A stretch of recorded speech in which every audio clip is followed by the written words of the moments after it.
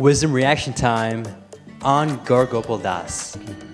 How many of you Again, making this very relatable. You don't have to raise your hands if you don't want to. It's okay.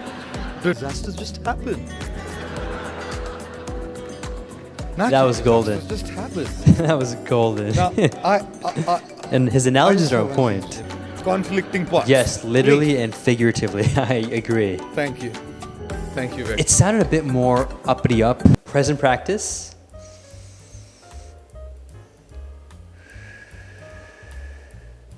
What's conscious? This is Vish, and today I'll be responding to GAUR Gopal Das's video on watch this to know the pot theory of relationships. My name is Vish, and I'm an aspiring yogi. Love all things meditation, yoga, and wisdom based. Super grateful to have you watching. Just a reminder, if you haven't hit that subscribe button yet or the like button, please do now. It would mean a lot, and I'd be super grateful. GAUR Gopal Das, I've actually only seen one other video of his, and love his way of sharing the wisdom in terms of the emotional storytelling. I'm not sure if that's all he does and that's his approach, so super curious about how he's going to do it this time. With that, let's get into the video. How many of you clean pots at home? Okay, thank you. I don't. Many men are raising their hands as well. I use the dishwasher. I mean, I'm not sure if that's the same thing. It's lovely to see men are also helping at home in cleaning pots. You know, when you have a sink and you have one pot in the sink and you're trying to clean it, there's not much sound. But when you have more than one pot, two pots. Oh, I relate to this. Three, God. I do the dishes all the time. The I more relate. the number of pots, the greater the sound in there. Yes, definitely. So it's amazing. We need relationships to be happy, but every guy is like a pot. And if there's two pots living in a house, raise your hands if you have ever experienced some sound in the house because of conflicting pots. Yes, literally and figuratively. I agree. Thank you. Thank you very much. Raise your hands if this, to add to the two pots, there's two more pots called kids. And then you have two more of those pots who grow up as teenagers, then the sound increases even more. Raise your hands if you have experience of that. Sure. Oh yeah. This is so relatable right now. What do? It's relationships that bring you joy, and the same relationships that you're constantly fighting with. One husband and wife, my God, they had such a fight. They had such a fight. And the lady called her mother, Mom, I can't stay with this guy, Mom. It's too much. I'm not going to stay with this guy. Mama, I'm coming back home for 3 weeks, Mama. I'm coming back. The mother said, darling. Love the energy. He must get the reaction to what he has done. I'll come to your home for 3 months. You relax there. You just take it easy, you know.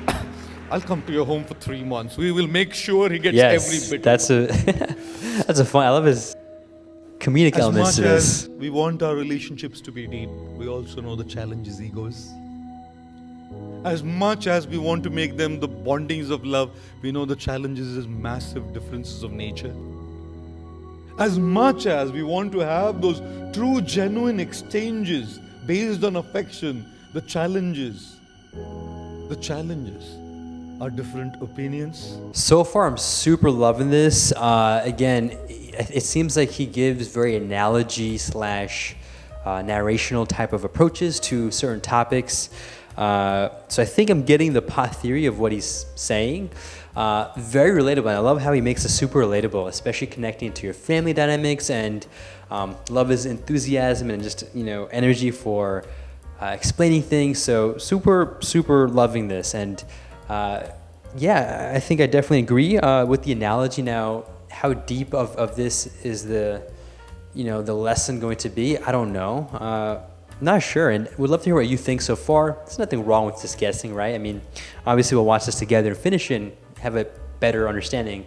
But yeah, we'd love to hear what you think so far of what I've shared or GAUR Gopal Das has shared in the comments down below. Let's get back into it. How many of you are married here? Almost all. Wow, that's good. How many of you got a partner of your choice? Okay, good. Thank you. How many of you Again, did making not this very get a partner relatable. of your choice? You don't have to raise your hands if you don't want to. It's okay. Did not get a partner of your choice. Comedy plus engagement. This As is if beautiful. it makes a lot of difference. As if. As if it would make a lot of difference that you get a partner of your choice or you don't get a partner of your choice. Eventually, you end up staying with each other and more or less the same things happen. You know, I always say this. I say, no one teaches a volcano how to erupt. No one teaches a tsunami how to sway. No one teaches a hurricane how to attack. And no one teaches a man or a woman how to find a partner in marriage. Natural disasters just happen. That was golden. Just happen. That was golden. Now, and his analogies are on point. We don't want our relationship to be a disaster. We don't want our relationship to be a disaster. And it's not just a married relationship, any relationship. These principles are true for any relationship. We don't want our marriage to be or our relationship to be a disaster.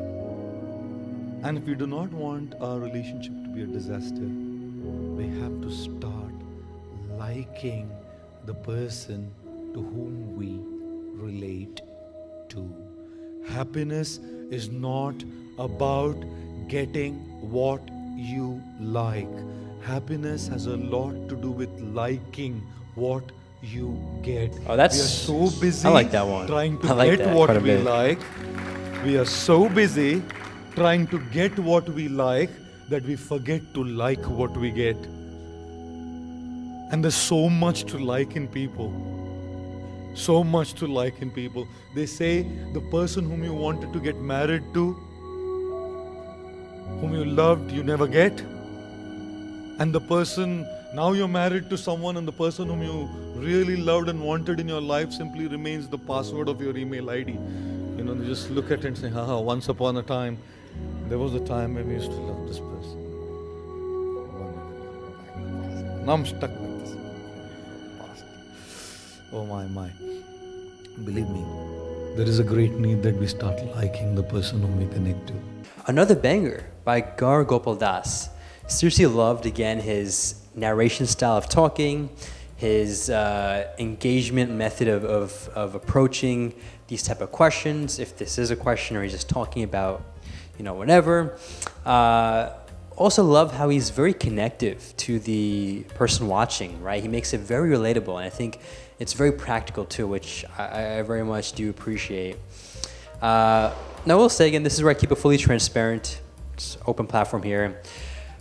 It sounded a bit more uppity up, meaning, I'm not sure what that means, but the point I'm making is like a bit flowery, right? And not the most realistic advice. Although again, I think it's great advice. I think it's easier said than done as a point, right? Like telling yourself to like what you do or like what you get instead of liking what you don't have. I mean, again, it's a beautiful way to look at it, but it seems a bit impractical or unrealistic because it's easier to say it, but then actually practicing it, how do you go about doing that? I mean, maybe watching these videos will help you get there, but I don't know how much that's going to do, right? And so I think that's where you'll need a deeper spiritual practice of yourself, whether it's meditation, yoga, whatever it might be.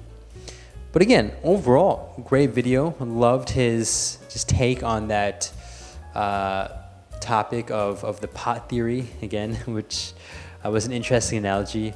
I also love, I mean, going a bit deeper into a few of the topics he mentioned, including marriage, I think, which was highlighted quite a bit. Again, very clever of him because that's a very common problem.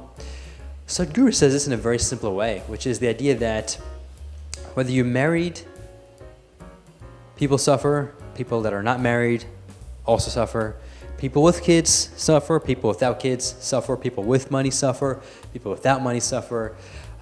People with a job suffer, people without jobs suffer. And I guess the key here is to realize that suffering is really not due to any of these externals. It's not. And that's going back to GAUR GOPAL's line, which is to like what you get is powerful.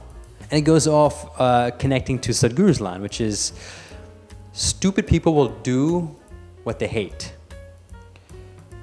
Or will hate what, okay, I think it's, stupid people will hate what they do, or do what they hate.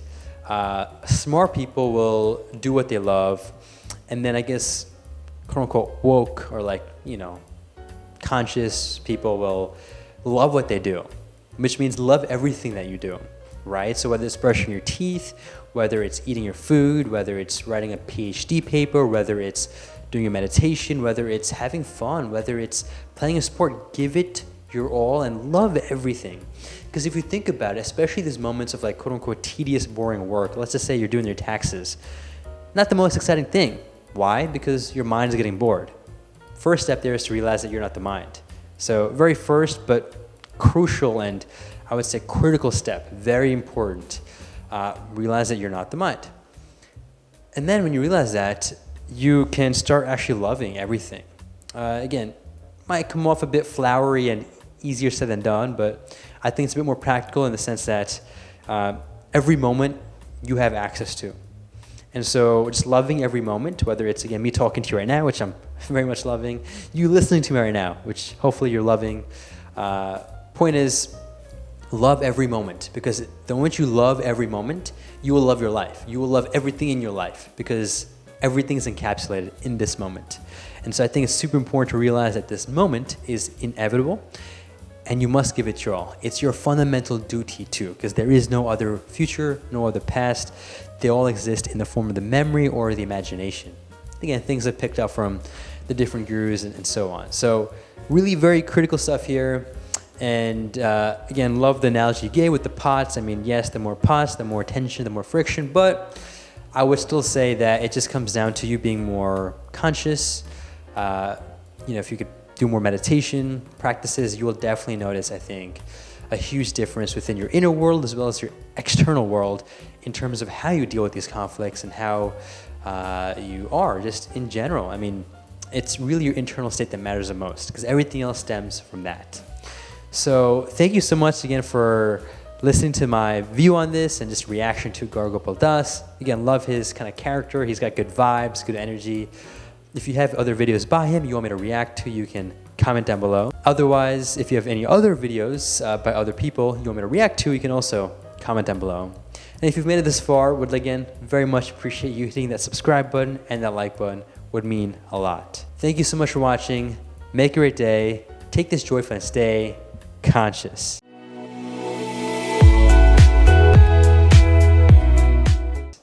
Ecstasy, y'all.